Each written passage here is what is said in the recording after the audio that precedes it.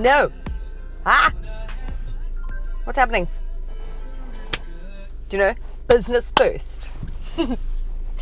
So guys, like, you know, I'm very practical. I speak about that often or whatever. But like, just sort of how practical and how sort of thrifty I maybe am, or maybe just like completely, I don't know, just not interested in certain things. I'm one to like shop at like Pick and Pay clothing and not maybe at like Zara. And I don't think that there's any shame in that. Like, a lot of people are like, you know, labels and whatever.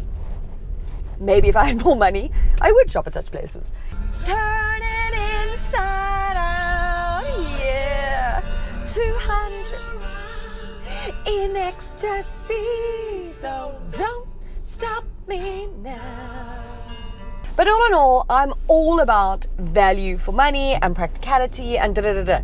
So these like sort of coupe SUVs, etc. or whatever, are always such a mind for me. Because I just think, why? Like, you're going to pay so much more money for design. And I'm always just like, how shallow. But I don't mean to judge you guys, because I shouldn't be. And so I'm not going to, because I'm obviously professional. But I am in the Audi Q3 Sportback. Now, you'll know, like, they've got the Q8, which I flippin' love, to be honest. But I think it's because it's bigger, and so therefore feels more practical. But still, I'd probably go like, well, the Q7's more practical, you know? Like BMW X5, I love X6. Cool, I like it because, again, they're big. But when it comes down to a compact SUV, I struggle kind of with the concept of spending this much money. I'm in the 40 TFSI, which is the one with the more powerful engine, which is a 2-litre 4-cylinder turbo petrol with 140 kilowatts and 320 Newton meters. But you're paying around 740,000 Rand for it. Did you hear that? Compact SUV, 740,000 Rand. So I get it, like, not everybody needs practicality and not everybody cares about the space, and you know, you might not lug kids and cars around, kids and luggage and whatever and stuff, like adults around and everything. So the sloping roofline, which compromises the space in the back and including the boot space, won't matter to you, I guess. But I just always think that I'm going to end up just rather spending less than that and then having the space for if I need it, okay? But again, it's about style. People want to stand out. People want people to look at them and be like, ooh, you've got more money. Look at you, no responsibilities. Just like all this cash. Who speaks like that? Sounds like someone.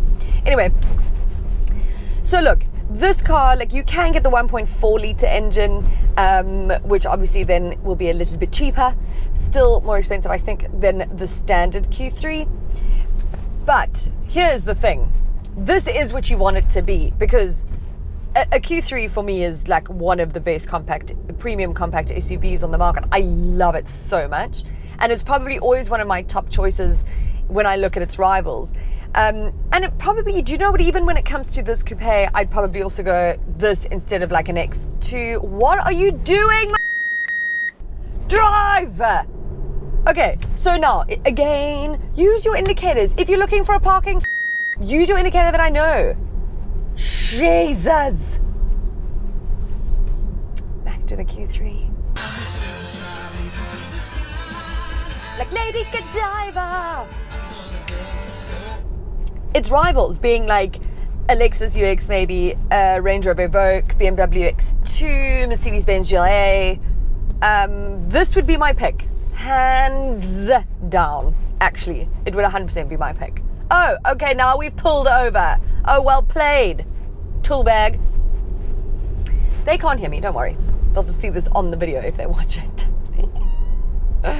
Look, it's a very refined drive. Obviously, it's Q3, so it's beautiful.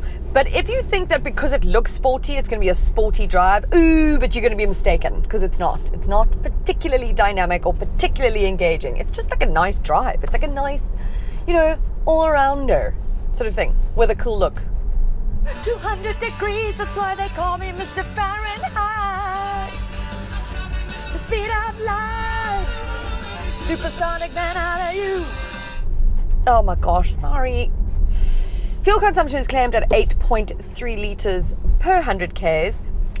Because I've got the technology package on here, so now I've got like the, I don't know why I said that, but anyway, it does. Well, yeah, I'm still sitting at like 14 litres per 100 Ks. Okay, but yeah, that you can get down. Just don't drive like me. Basically though, I think that this is a car, like, it's specific, it's niche. Obviously, that's why they have them in the market. It's not supposed to be a bulk seller, like the standard versions of the cars that they're mirrored on or whatever. So for you, if that's your vibe, go right ahead. Go right ahead.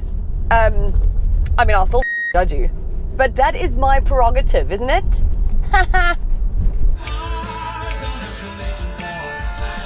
I think it's an appropriate song because I don't want you stopping me doing this because I love it. I know some of you don't, but if you do, yay, let's keep this going. Supersonic man out of you. Don't stop me, don't stop me, don't stop me.